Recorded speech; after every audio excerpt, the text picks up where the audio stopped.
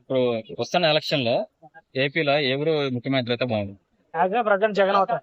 ఎందుకని? ఎందుకంటే అప్పుడు స్టూడెంట్స్ కన్నా ఎక్కువ మహిళలకి, రైతులకి వాళ్ళకి హెల్ప్ చేశారు. సో వాళ్ళ మెజారిటీ అనేది వస్తుంది. వాళ్ళే స్టూడెంట్స్ అనే వాళ్ళు డెవలప్మెంట్ అంటారు కానీ, సో కంపెనీస్ అంటే ఒక ఏపీలోనే కాదు కదా, డిఫరెంట్ స్టేట్స్ వెళ్తారు. అక్కడ రొటేషనల్ షిఫ్ట్స్ అంటారు. అక్కడికి వెళ్తారు, చేసుకుని వస్తారు. మళ్ళీ వర్క్ ఫ్రమ్ హోమ్ అంటారు. Different kinds of job provide చేస్తారు ఎక్కడైనా సరే. ఇప్పుడు రీసెంట్ గా విజయవాడ సంథింగ్ కొన్ని కంపెనీస్ అక్కడికి వెళ్ళి అక్కడ జాబ్ చేసేవాళ్ళు. దాని ప్రాబ్లం లేదు కదా. ఒక 5 years లోనే ఒకేసారి కంపెనీస్ కావాలి, డెవలప్మెంట్ కావాలి అంటే కాదు. మనకి 2022, 21, 22 మన కరోనా వచ్చింది. ఆ టైంలో కంపెనీస్ అంటే ఎలా వచ్చినాయి అంటే మనకి ఆ టైంలో లైక్ కోవిడ్ టైంలో కూడా కొంతమంది వాలంటీర్స్ కానీ గవర్నమెంట్ లో కొన్ని ఫెసిలిటీస్ ప్రొవైడ్ చేశారు. డిఫరెంట్ అదర్ స్టేట్స్ కన్నా ఎక్కువ ఇల్లు చూపించారు. అది బెస్ట్ అనిపించింది. చంద్రబాబు నాయుడు గారు వస్తే ఐటీ తీసుకొస్తా అంటున్నారు. దీనిపైన ఐటీ అనేది మీకు 5 years డెవలప్మెంట్ ఇస్తారు అక్కడ ఒక ఐటీ వచ్చిన తర్వాత 5 years లో డెవలప్మెంట్ అనేది జరగదా? జరగదు. ఇప్పుడు ఇన్వెస్ట్మెంట్ కి మీకు అమౌంట్ పెడతారు, తర్వాత ల్యాండ్స్ అంటారు. ఇప్పుడు అలాంటప్పుడు మీరు 5 years లో అమరావతి నుంచి డెవలప్ చేయలేకపోయారు. మీరు విజన్ చూపించారు కదా, దాని నుంచి దాకా ఆశిస్తారు. ల్యాండ్స్ అక్వైర్ చేశారు, అమౌంట్ ఇచ్చారు, తీసుకున్నారు. కొత్త కంపెనీస్ వచ్చారని చెప్పి స్కిల్ డెవలప్మెంట్ అన్నారు. దానికి ప్రూఫ్స్ చూపించండి. అంటే సొంత చెల్లైన షర్మిల గారి జగన్ గారి మీదకి వ్యతిరేకంగా వెళ్తున్నారు. దీనిపైన వాళ్ళ పర్సనల్ దానికి మరి పార్టీ పరంగా వెళ్తున్నారు. పర్సనల్ గా ఉన్నప్పుడు పెళ్లికి వెళ్తున్నారు, ఫంక్షన్ వెళ్తున్నారు, రెండు వస్తున్నారు. పార్టీ పరంగా ఎందుకు వ్యతిరేకంగా వెళ్తున్నారు? అంటే డెవలప్మెంట్ అంటే ఒక మాట చెప్పాలి. డెవలప్మెంట్ అంటే నా వరకు ఓన్లీ ఐటీ కంపెనీస్ అంటే డెవలప్మెంట్ కాదు.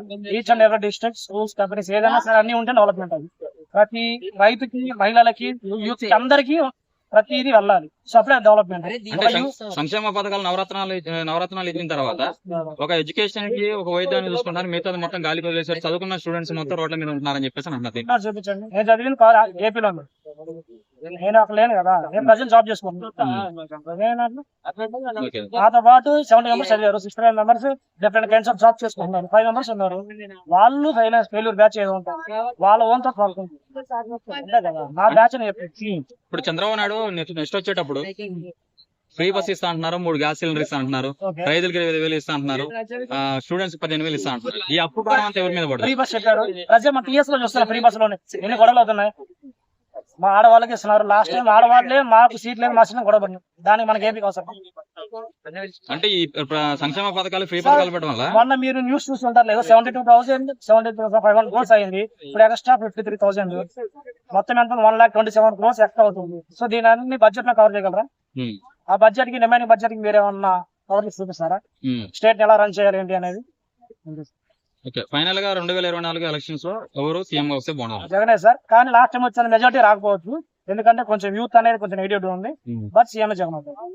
అంటే గ్రౌండ్ లెవెల్ లో మాత్రానికి అయితే, గ్రౌండ్ లెవెల్ మామూలుగా సోషల్ మీడియా అంతా యూత్ అనుకుంటున్నారు, కానీ గ్రౌండ్ లెవెల్ కి వెళ్తే మాత్రం జగన్ ఉంటారు. ఎక్కడైనా వెళ్ళి మీరు చూసుకోండి. ఈచ్ అని సిటీ కదా, విలేజెస్ వెళ్తుంది అడగని చెప్తారు, వాళ్ళే చెప్తారు. Thank you brother.